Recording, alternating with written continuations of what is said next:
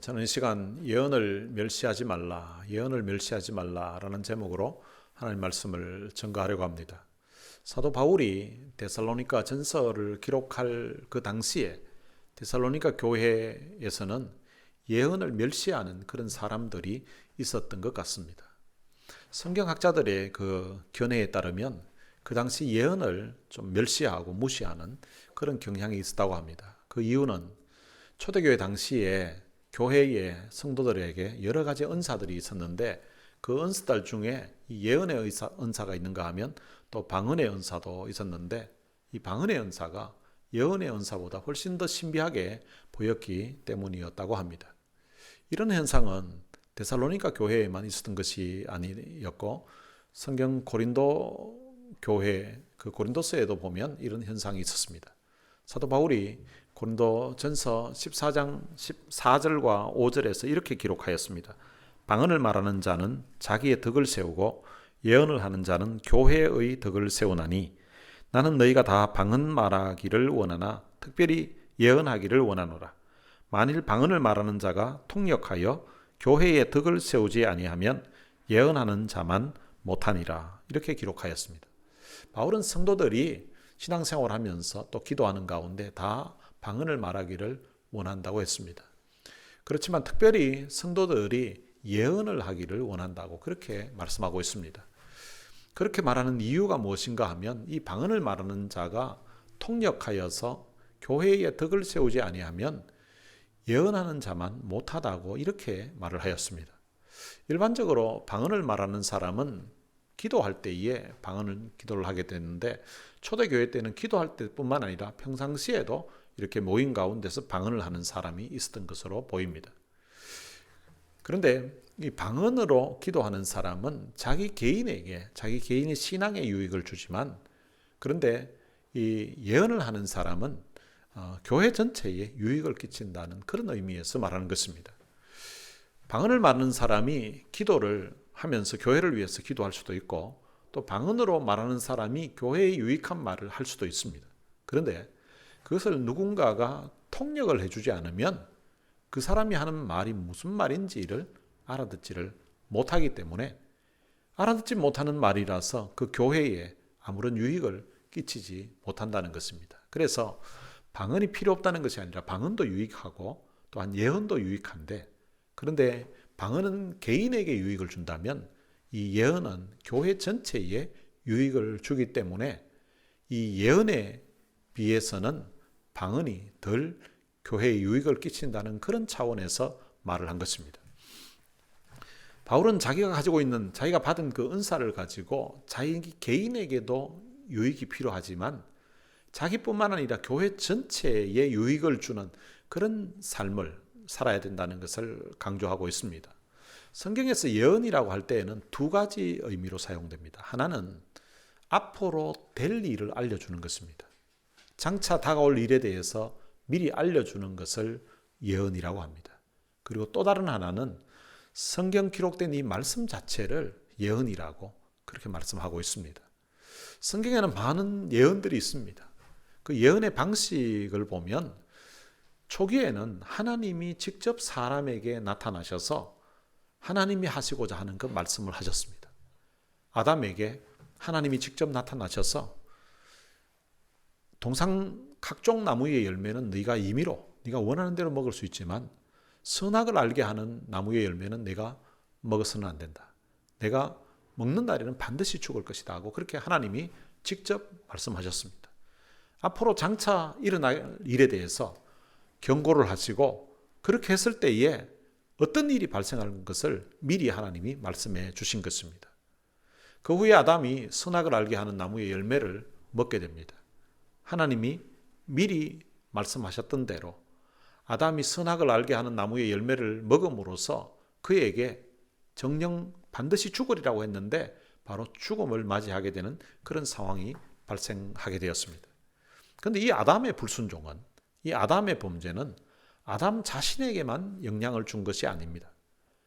그가 인류의 대표로서 모든 인류에게 그 불순종한 것이 영향을 주게 된 것입니다. 그의 불순종을 통하여서 그의 후손으로 오는 모든 사람들에게 바로 그 죄를 원죄를 타고나게 되고 또한 그 모든 사람들이 사망에 이르게 되는 죽음에 이르게 되는 그런 영향을 주게 된 것입니다. 그런 절망적인 상황에서 그의 후손들에게 하나님이 기쁜 소식을 전해줬습니다. 절망의 상황에서 죽음의 길로 아담도 가게 되었고 그의 후손도 다 죽음의 길로 가게 된 그 상황에서 그들을 구원해 주실 희망적인 말씀을 그들에게 전해 주었습니다. 그것이 무엇인가 하면 창세기 3장 15절 말씀입니다. 창세기 3장 15절에 보면 내가 너로 여자와 원수가 되게 하겠다고 하셨습니다. 그리고 내 후손도 여자의 후손과 원수가 되게 하겠다고 하셨습니다. 여자의 후손은 내 머리를 상하게 할 것이라고 하셨고 너는 그의 발꿈치를 상하게 할 것이라고 이렇게 말했습니다. 이 말씀을 성경학자들은 원시 복음이라고 합니다. 최초로 전해준 복음이라는 그런 의미입니다. 여자의 후손이 와서 뱀의 머리를 상하게 하게 된다는 것입니다. 하나님이 아담과 하와에게 전해줬던 이 희망의 소리 그리고 복음의 소리가 바로 이 말씀이에요. 여기서 뱀은 사탄을 의미하는 거고요. 그리고 여자의 후손으로 오시는 분은 바로 메시아이신 예수님을 말하는 것입니다. 범죄한 아담과 하와에게 구원의 기쁜 소식을 하나님이 미리 알려주신 것입니다. 하나님은 아담에게뿐만 아니라 노아에게도 보면 하나님이 직접 나타나셔서 그 당시 하나님의 뜻에 불순종하고 부패한 그 사람들을 향하여서 멸하시겠다고 하나님이 말씀하셨습니다. 그리고 노아에게는 방주를 지을 것을 명령하셨습니다. 그리고 그 노아에게 방주의 크기까지 직접 말씀해 주시면서 그리고 노아와 그 가족들의 생명은 하나님이 보존해 주시겠다고 약속하셨습니다. 하나님이 노아뿐만 아니라 아브라함에게도 하나님이 직접 나타나셨습니다. 그리고 아브라함에게 고향과 친척을 떠나라고 하셨습니다. 하나님이 지시하시는 곳으로 가라고 하신 것입니다. 하나님은 아브라함에게 그의 생에 보면 여러 차례 하나님이 나타나셨습니다. 그리고 출애굽기에 가게 되면 하나님이 모세에게도 하나님이 직접 나타나셔서 애굽으로 가서 내 백성을 인도하여서 가나안 땅으로 그 약속의 땅으로 가도록 하나님이 명령하셨습니다. 하나님이 직접 이렇게 초기에는 하나님이 나타나신 걸로 성경에 많이 기록되어 있고요. 그 다음에 일에 보면 하나님이 직접 나타나신 것이 아니라 보통 보면 여호와의 사자가 이렇게 해서 여호와의 사자로 불리는 천사들을 통하여서 하나님이 나타나셔서 말씀하셨습니다.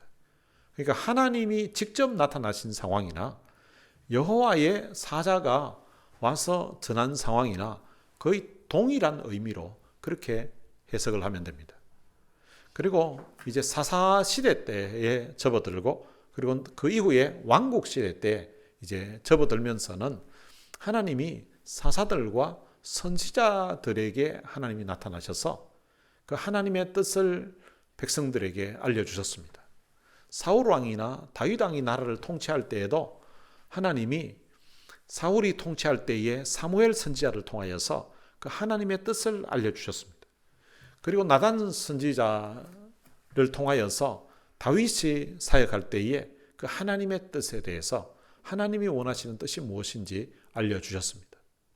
이렇게 하나님은 선지자들을 통하여서 때로는 제사장들을 통하여서 특별하게 그가 세웠던 그 사람들에게 하나님은 직접 아니면 여호와의 사자로 나타나셔서 말씀을 전하시고 그리고 그 말씀을 이스라엘 백성들에게 전하도록 그렇게 하셨습니다. 그러다가 이제 신약 시대에 와서는 하나님이 예수님을 통하여서 사람들에게 그의 뜻을 직접 전달하셨습니다. 예수님이 누구신가 하면 요한복음 1장에 보면 말씀이라는 분으로 그분을 설명을 합니다. 태초에 말씀이 계셨는데 그 말씀이 하나님과 함께 있었다고 합니다. 그리고 그 말씀이 곧 하나님이라고 합니다.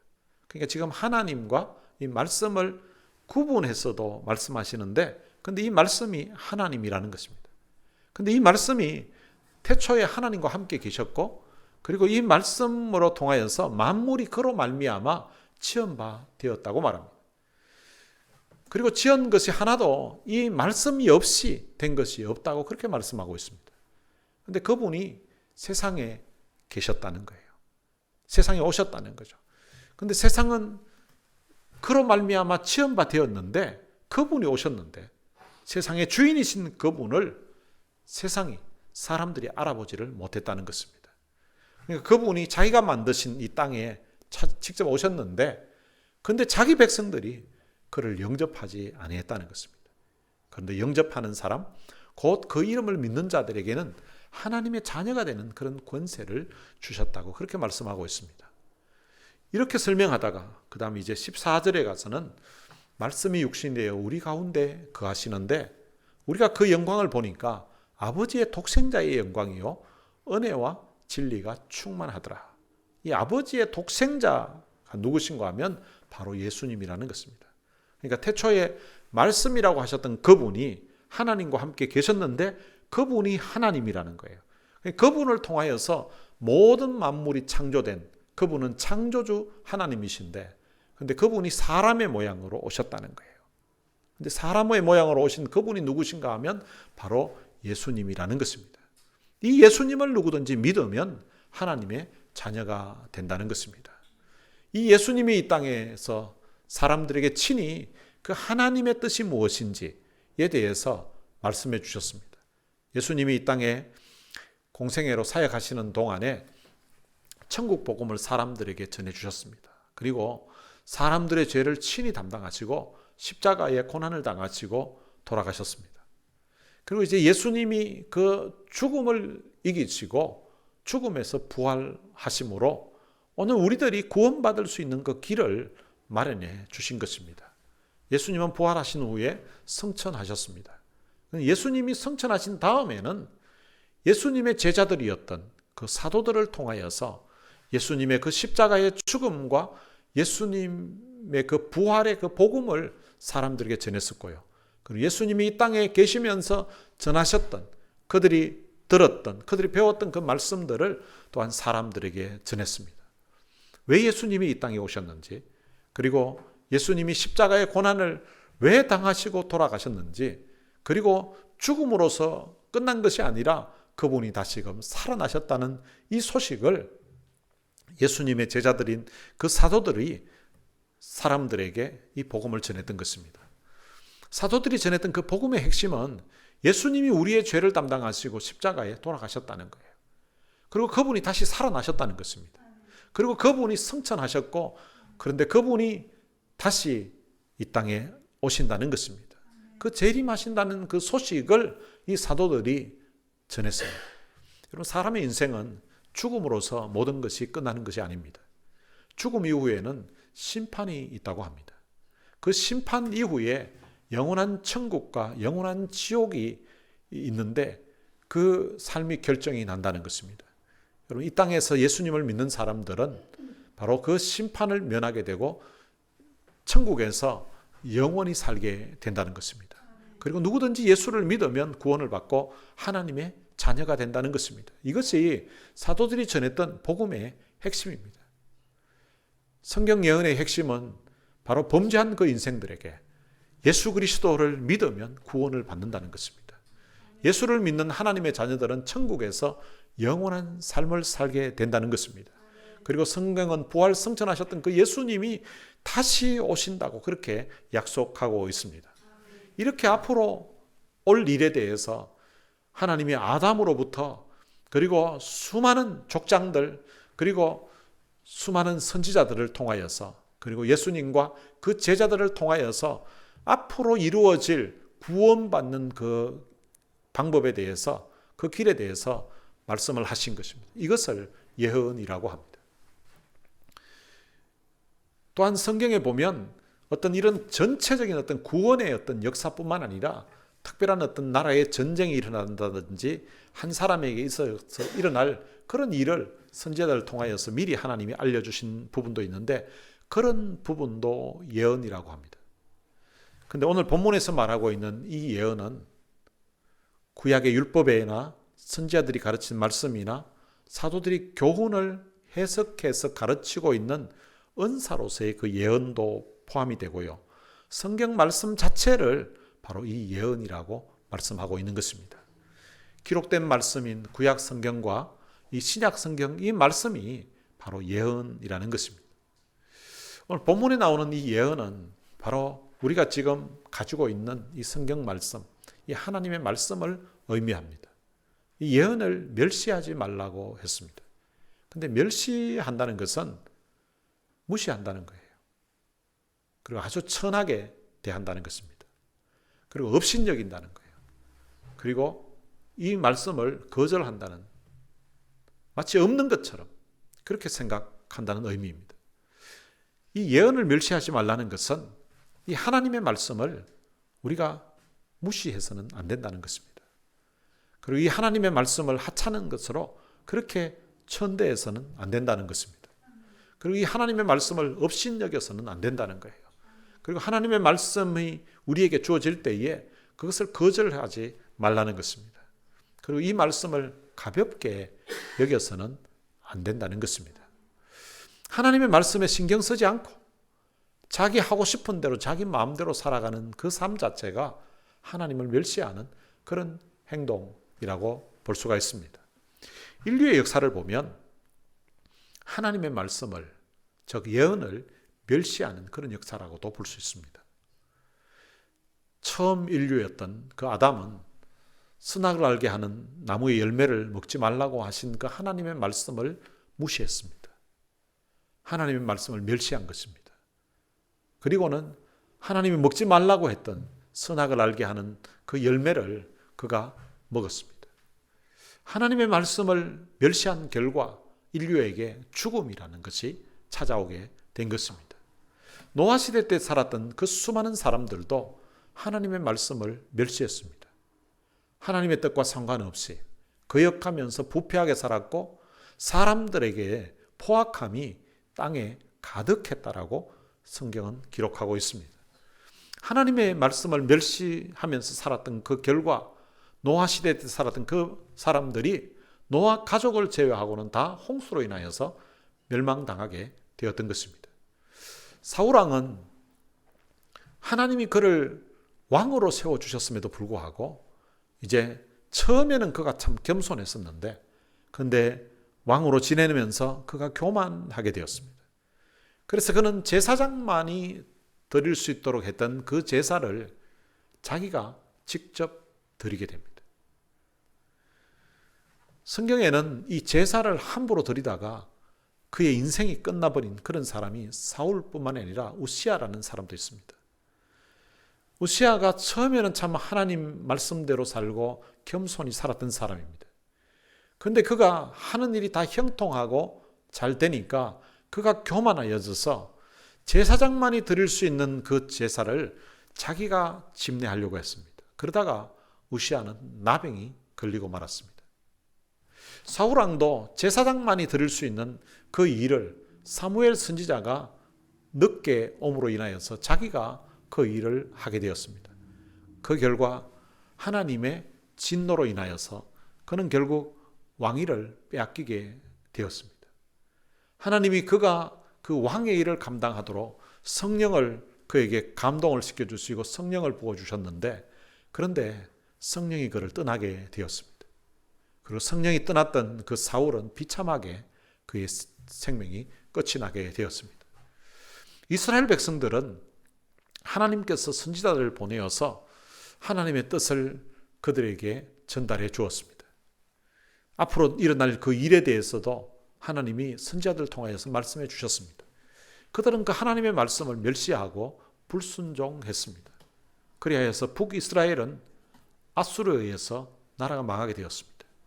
그런데 그 나라가 망한 그 상황을 보면서도 남유다도 역시 하나님의 말씀에 불순종하고 하나님의 말씀을 멸시했습니다. 그 결과 그들은 바벨론에 의해서 나라가 망하게 되었습니다. 하나님은 많은 선지자들을 이스라엘 역사에 보면 끊임없이 보내어서 하나님께로 돌아올 것을 말씀하셨습니다. 그런데 호세아서에 보면 부를수록 하나님이 그들을 부를수록 그들은 점점 더 멀리 떠나갔다고 그렇게 말씀하고 있습니다. 사람들은 하나님께로 돌아오고 부르는 그 선지자들의 말을 무시했었고 선지자들을 멸시했었고 심지어는 선지자들을 두들겨 패고 죽이기까지 하였습니다. 하나님이 마지막에는 그의 아들인 예수님을 이 땅에 보내셨습니다. 그런데 그 예수님을 십자가에서 비참하게 처형시키고 말았습니다. 하나님의 말씀을 철저하게 멸시하고 무시했던 것입니다. 여러분, 이스라엘 백성들만 하나님의 말씀을 멸시하고 무시하면서 살아갈까요?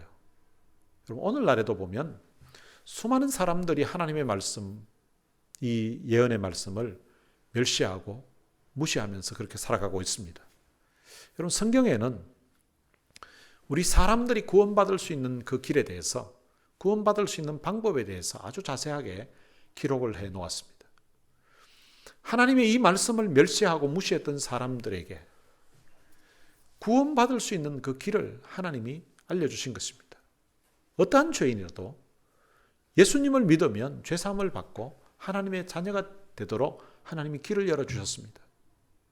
누구든지 예수를 믿으면 구원을 받는다는 것입니다. 여러분, 누구든지 예수를 믿으면 구원을 받는다고 하니까 우리가 받은 구원에 대해서 아주 가치가 없는 것으로 생각하는 사람들이 있습니다.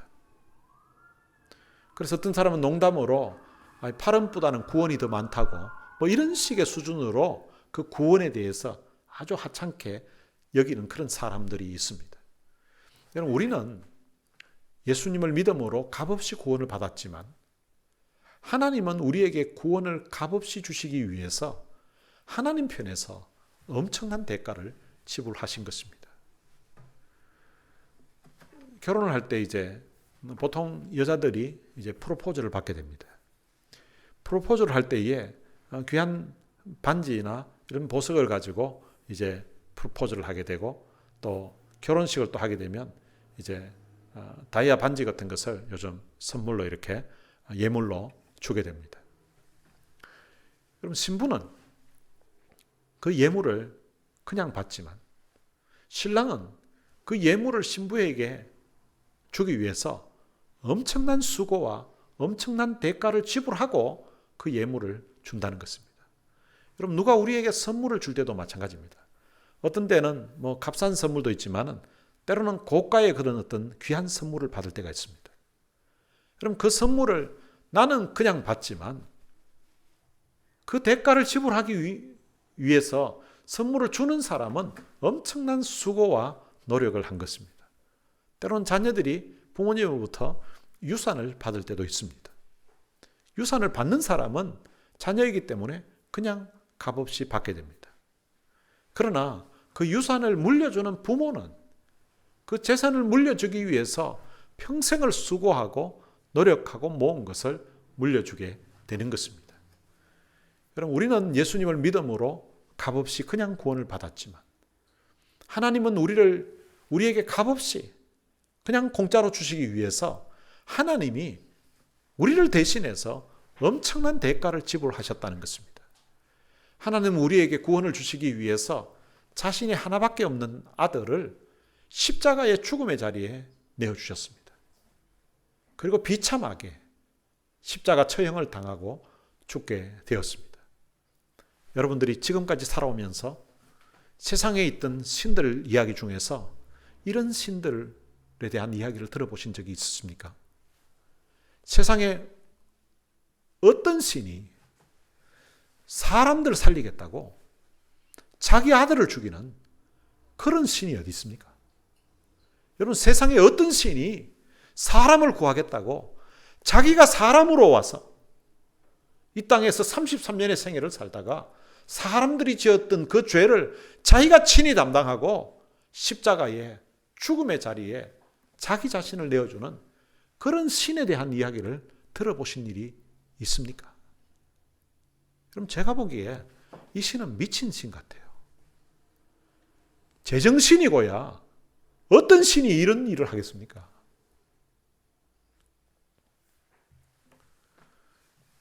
어떤 때는 이 하나님의 사랑 생각해 보면 너무나 놀랍고 이해가 되지 않는 경이로운 그런 사랑을 느끼게 됩니다. 여호와 하나님이 자기 아들을 십자가에 죽이시면서까지 오늘 우리 죄인된 인생들로 하여금 그 아들 예수를 누구든지 받아들이고 믿기만 하면 하나님의 자녀가 되도록 그렇게 만들어 주신 것입니다. 누구든지 십자가에 죽었던 그 예수 그리스도를 구주로 믿으면 영원한 생명을 주시겠다고, 영원한 천국에서 복락을 누리면서 살게 해주시겠다고 그렇게 약속함에도 불구하고, 그렇게 초청하고 있음에도 불구하고 그 하나님의 호의, 그 하나님의 사랑을 거부하고 믿지 않는 자들은 하나님을 멸시하고 하나님을 무시하는 사람들입니다. 그렇게 하나님의 그 사랑, 하나님의 호의를 멸시하고 무시하는 사람들에게는 영원한 사망이, 영원한 지옥이 있다고 성경은 우리에게 경고해 주고 있습니다. 역사적으로 실제 이와 같은 일이 있었습니다. 세계 2차 세계대전 때에 그 미국이 일본 히로시마 상공에서 비행기로 경고 전단을 도시에 뿌렸습니다. 그 전단지에 담긴 내용은 1945년 8월 6일 낮 12시에 히로시마시에 원자탄이 투하된다는 것입니다. 그렇기 때문에 이 히로시마시에 살고 있는 사람들은 모두 시에서 50km 밖으로 대피하라는 내용이었습니다. 미국이 그냥 갑자기 원자폭탄을 투하한 것이 아니라 미리 이렇게 경고장을 히로시마시에 뿌린 것입니다. 일주일 전부터 경고 진단을, 그 전단지를 뿌렸다고 합니다. 앞으로 일주일 뒤에 일어날 그 일에 대해서 미리 알리고 대피할 수 있는 그 길을 경고한 것입니다. 그 경고의 그 전단지에는 그곳에 비록 있지만 살 수 있는 그 방법을, 살 수 있는 길에 대한 안내가 들어 있었습니다. 그런데 그것을 무시하면 결국 죽는다는 내용이 거기에 기록되어 있었습니다. 그런데 그 전단지를 받아 보았던 대부분의 히로시마에 있던 사람들은 그 경고를 무시했습니다. 뭐 이런 날에 이 마른 하늘에 그런 일이 있을 수가 있냐고 생각하고 비웃었습니다. 그런데 전단지를 보고서 그 말씀을 액면 그대로 믿고 대피한 사람들도 있었다고 합니다. 그 경고를 믿고 히로시마를 떠났던 사람들은 살게 되었습니다. 그런데 그 경고를 믿지 않았고 멸시했던 사람들은 1945년 8월 6일 정오에 그 경고했던 대로 원자탄이 히로시마시에 떨어지게 되었습니다. 그 당시 히로시마시에 30만 명 정도의 인구가 살았는데요. 20만 명이 순간적으로 다 죽고 말았습니다. 그리고 거기에서 살아남은 사람들도 방사성 때문에 심각한 그런 병에 걸리게 되어서 평생을 고통을 당하면서 그렇게 살게 되었습니다. 여러분, 성경에 예언되어 있는 이 말씀이 마치 그와 같은 경고를 하고 있는 것입니다. 주 예수를 믿으라. 그리하면 너와 네 집이 구원을 얻으리라. 이것은 받아들이는 사람에게는 이 구원의 아주 기쁜 소식입니다. 그런데 주 예수를 믿으라. 그리하면 너와 내 집이 구원을 받으리라고, 구원을 얻으리라고 했음에도 불구하고 믿지 않게 되면 결국은 사망의 자리로 가게 된다는 것에 대한 경고도 같이 포함되어 있는 것입니다. 주님은 이 땅에 계시면서 수고하고 무거운 짐진 자들아 다 내게로 오라고 말씀하셨습니다. 주님께로 오면 내가 너희를 쉬게 해주겠다고 그렇게 약속하셨습니다. 수고하고 무거운 짐진 자들이 주님께로 가게 되면 영원한 쉼을 주님 품 안에서 누리게 됩니다. 그런데 이 초청을 거부하게 되면 무거운 죄의 짐을 지고 이 땅에서도 살아야 되고, 그리고 또한 이 땅에서의 삶이 끝나게 되면 그 자기가 지었던 그 무거운 죄에 대한 그 심판을 영원한 지옥의 형벌에서 당하면서 살아야 된다는 것입니다. 여러분, 우리가 하나님께로 돌아오기만 하면 하나님은 탕자를 맞아주셨던 아버지처럼 우리를 받아주시겠다고 그렇게 약속하고 있습니다. 제가 알기로는 이 자리에 있는 사람들은 적어도 이 하나님의 말씀에 순종해서 나온 사람들입니다. 예수님을 구주로 믿는 사람들은 적어도 이 정도로 하나님의 말씀을 멸시하는 그런 사람에는 해당되지는 않을 것이라고 생각됩니다. 그런데 오늘 본문에서 예언을 멸시하지 말라고 하는 이 말씀은 예수 믿지 않는 불신자들에게 주신 말씀이 아닙니다. 이 말씀은 그 당시 데살로니가 교회에서 신앙생활하고 있는 그 성도들에게 주신 말씀이라는 것입니다. 이런 상황을 보면 우리가 예수님을 믿고 신앙생활을 하고 있지만 때로는 우리가 이 하나님의 말씀을 멸시하면서 살아갈 수도 있다는 것입니다. 내가 하나님을 사랑하고 있고 또 하나님을 좋아하고 있고 하나님 말씀대로 살겠다는 그런 마음이 있음에도 불구하고 때때로는 하나님의 말씀을 멸시하면서 살 수 있다는 것입니다. 이 땅에서 가장 가까운 사이가 아마 부부 사이라고 표현할 수 있습니다. 이 부부가 되기 위해서는 이 땅에서 자기가 살면서 어느 누구보다도 참 사랑하는 사람을 만나서 이 사람과 같이 살면 참 행복할 거라는 그런 확신이 들어서 이제 결혼을 해서 부부가 된 것입니다. 어떤 사람은 그렇게 사랑해서 부부가 되었음에도 불구하고 서로를 멸시하면서 무시하면서 살아가는 그런 경우도 있습니다. 배우자의 말에 귀를 기울이지 아니하고 배우자가 하는 그 말을 가볍게 여기고 아예 무시하는 그런 사람도 있고요. 아예 대놓고 배우자가 어떤 말을 하면 반박하고 무시하는 그런 사람들도 있습니다.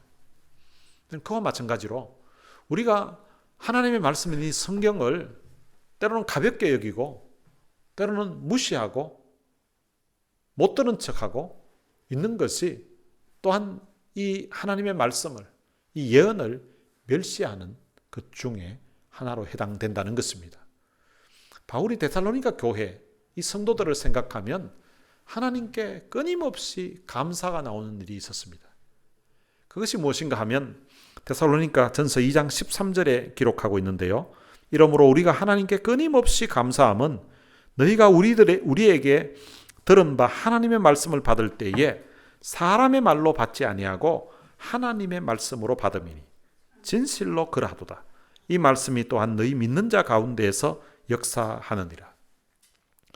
사도 바울이 처음 데살로니가에 가서 하나님의 말씀, 그 복음을 전했을 때에 그 사람들이 사도 바울이 전했던 그 하나님의 말씀을 한 사람 개인 바울이 한 말이 아니라 저게 바로 하나님의 말씀이구나 하면서 너무나 진지하게 너무나 그 말씀을 참 하나님의 말씀으로 중요하게 생각하고 받아들였다는 것입니다. 근데 그것 생각하니까 너무 감사했다는 것입니다. 그런데 그렇게 처음에는 하나님의 말씀을 그렇게 참 귀하게 생각하고 하나님의 말씀으로 받아들였던 그 사람들 중에서 혹시 세월이 지나면서 이제는 하나님의 말씀을 늘 듣다 보니까 늘 그런 거지 하면서 멸시하는 사람이 생긴 건지 아니면 그때 그 사람들은 정말 하나님 말씀을 사모하고 하나님 말씀으로 여겼는데 그 이후에 예수 믿게 된 사람들이 멸시했는지 그거는 정확하게 알 수 없지만 이 말씀을 전할 당시에 데살로니가 교회 성도들 중에서 이 하나님의 말씀에 옛날처럼 자기가 전했을 때처럼 하나님의 말씀으로 반응하지 않고 이 말씀 자체를 거부하면서 아예 멸시하고 있는 그런 사람들이 있었다는 것입니다. 데살로니가 교회 성도들이 이 하나님의 말씀을 들을 때 이 하나님의 말씀으로 받아들였을 때에는 그들의 믿음과 사랑과 소망에 놀라운 변화들이 일어났습니다. 그래서 그 시대에 사람들에게 이 데살로니가 교회 성도들이 본이 되는 그런 모습으로 설 수 있었습니다. 말씀을 대하는 그 태도가 그들의 삶을 변화시켰던 것입니다. 말씀을 대하는 그 태도가 그들의 믿음의 수준을 바꾸어 놓았던 것입니다. 여러분들은 성경을 대하는 태도가 어떻습니까? 성경 말씀을 읽고 듣는 일에 얼마나 큰 관심을 가지고 얼마나 시간을 할애하고 있습니까? 여러분들이 성경을 읽을 때에, 성경을 말씀을 들을 때에 여러분들은 어떤 마음으로 받아들이고 있습니까? 여러분, 이 성경 말씀은 사람들을 변화시키는 놀라운 힘이 있습니다. 이 말씀은 생명력이 있습니다. 이 말씀이 우리의 생각과 우리의 삶을 변화시키고 우리의 신앙과 우리의 인생을 변화시키는 그런 능력이 있다고 성경은 우리에게 일러주고 있습니다. 여러분, 이런 능력을 우리가 체험하려면, 이런 능력이 우리에게 미치려고 하면 이 말씀과 우리가 만나야 되는데, 이 말씀과 우리가 만나기 위해서는 우리가 이 말씀을 읽어야 되고요. 그리고 우리가 이 말씀을 들어야 되는 것입니다.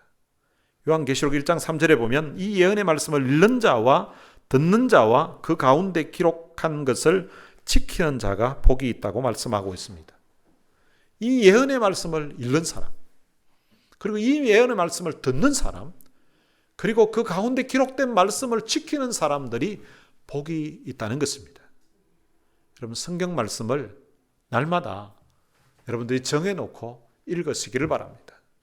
그리고 예배를 드리면서 하나님의 말씀을 들을 때에 저 말씀이 저 목사니까 그냥 의뢰이 저렇게 말한다고 하는 것이 아니라 하나님이 구약시대 때에 하나님의 사자를 통하여서 하나님의 말씀을 전달했던 것처럼, 구약시대 때에 선지자들을 통하여서 하나님의 백성들에게 하나님의 뜻을 전달했던 것처럼 오늘날 하나님이 저 목사를 통하여서 바로 내게 하나님이 전해주시는 말씀이라고 그렇게 여러분들이 받으시기를 바랍니다. 그리고 그 받은 말씀에 순종하면서 살아가시기를 바랍니다. 그래서 여러분들이 이 예언의 말씀을 멸시하지 말고 이 하나님의 말씀을 소중히 여겨서 날마다 말씀이 주시는 은혜, 말씀이 주시는 위로, 말씀이 주시는 그 힘으로 변화를 받고 여러분들의 삶에 힘이 있고, 그리고 여러분의 삶에 참 복이 되는, 여러분의 삶이 참 은혜가 되는 그런 삶을 살게 되시기를 주님의 이름으로 축원합니다. 오늘 들은 말씀 생각하면서 찬양을 같이 한 곡을 부르겠습니다. 말씀 앞에서라는 찬양입니다. 말씀 앞에서 경외함으로 주께 홀로 섭니다. 생명의 말씀 읽고 순종해 주를 예배합니다. 기록된 말씀 힘이 있어서 진리로 우리를 거룩해 하며 거룩한 말씀 세세 영혼이 복음이 되어 말씀하시네. 하나님 말씀에 두려워 떠는 자, 그 말씀에 생명을 거는 자, 그런 한 사람을 찾으시는 그 주님의 약속을 믿고서 하나님 말씀에 운명을 거는 사람, 순종하며 따라가는 사람, 그런 사람들을 하나님이 찾고 계시다고 합니다. 오늘 들은 말씀 생각하면서 이 찬양을 함께 부르시겠습니다.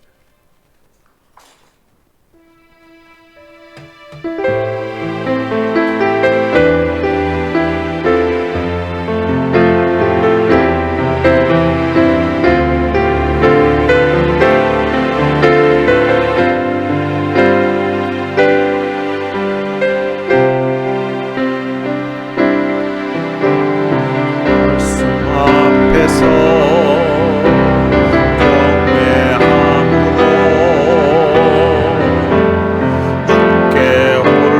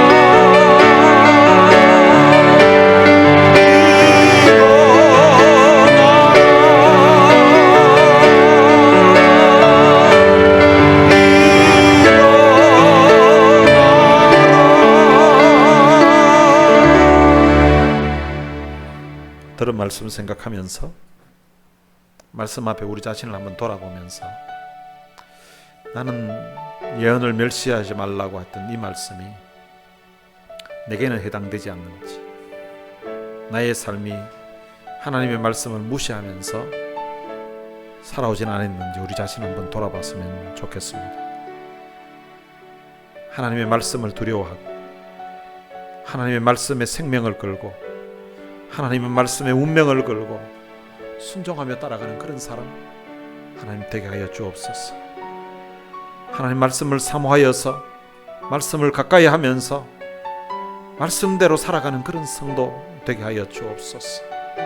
정말로 하나님의 그 거룩한 말씀, 그 말씀 앞에 우리 자신을 정말로 두려움으로 경외함으로 하나님 앞에 서게 하시고 그 영원한 생명의 말씀 우리가 읽고 순종함으로 하나님 앞에 예배자로 설 수 있게 해달라고 오늘 들은 말씀 생각하면서 함께 불렀던 이 찬양 생각하면서 같이 우리 기도하시겠습니다.